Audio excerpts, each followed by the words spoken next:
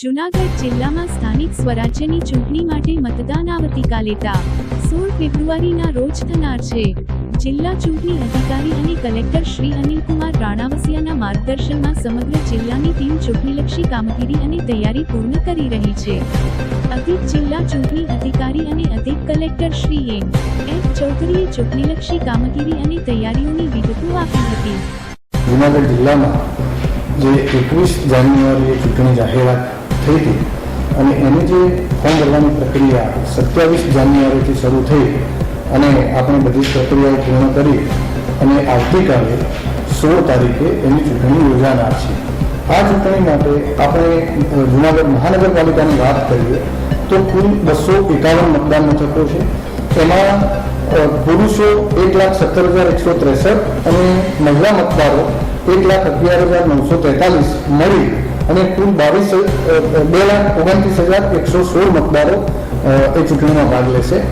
સામે આપણે જે 6 નગરપાલિકાઓ છે એના 140 મતદાન મથકો પર ચૂંટણી લડાશે અને એમાં ટોટલ 1,26,722 મતદારો એ ચૂંટણી પ્રક્રિયામાં ભાગ લેશે।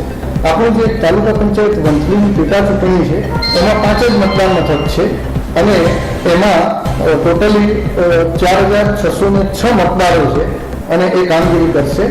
એમાં જો મહાનગરપાલિકાની વાત કરીએ તો 1,424નો સ્ટાફ એ મતદાન પ્રક્રિયા સાથે જોડાયેલો છે। નગરપાલિકાની વાત કરીએ તો 897નો સ્ટાફ અને તાલુકા પંચાયત વંથલીની વાત કરીએ તો 30 લોકો આ મતદાનની આખી પ્રક્રિયામાં કર્મચારીઓ જોડાયેલા છે। આપણે કાલે સવારે આ તમામ સ્થાનિક સ્વરાજ્યની સંસ્થાઓમાં સવારે 7 વાગ્યાથી મતદાનની પ્રક્રિયા શરૂ થશે અને સાંજે 6 વાગ્યા સુધી આ પ્રક્રિયા ચાલુ રહેશે। આમાં સ્થાનિક સ્વરાજ્યમાં મહાનગરપાલિકા અને નગરપાલિકામાં જે વોર્ડની ચૂંટણી હોય છે એમાં દરેક મતદાર 4 મત આપી શકશે અને જો કોઈ એનો મત નથી આપવા ઈચ્છતા તો એની સામે નોટાનો મત આપી શકે અને આ મત આપ્યા પછી એને છેલ્લું બટન જે હોય છે એ રજિસ્ટરનું દબાવવાનું હોય છે। તાલુકા પંચાયત વંથલીની જે ચૂંટણી છે એમાં સિંગલ મત જ હશે કારણ કે એમાં એક જ સભ્યને ચૂંટવાના હોય છે એટલે એમાં એક જ મત સીધો આપવાનો હોય છે।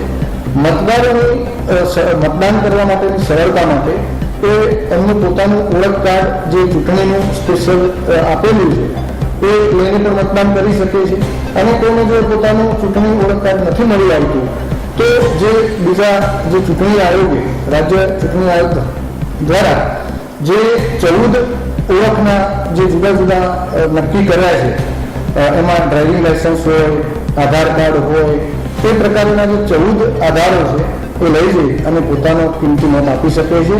એટલે બધા જ મતદારો કાલે પોતાના મતદાનનો સારી રીતે ઉપયોગ કરે એવી આપણે બધાની પાસે। તો આ હતા આજના સમાચાર।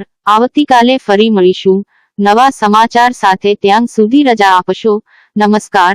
અને હા, અમારી ચેનલને લાઈક કરી, શેર કરી, સબસ્ક્રાઇબ કરી અને કોમેન્ટ જરૂર કરશો। જોતા રહો ગજાનંદ ન્યૂઝ નેટવર્ક।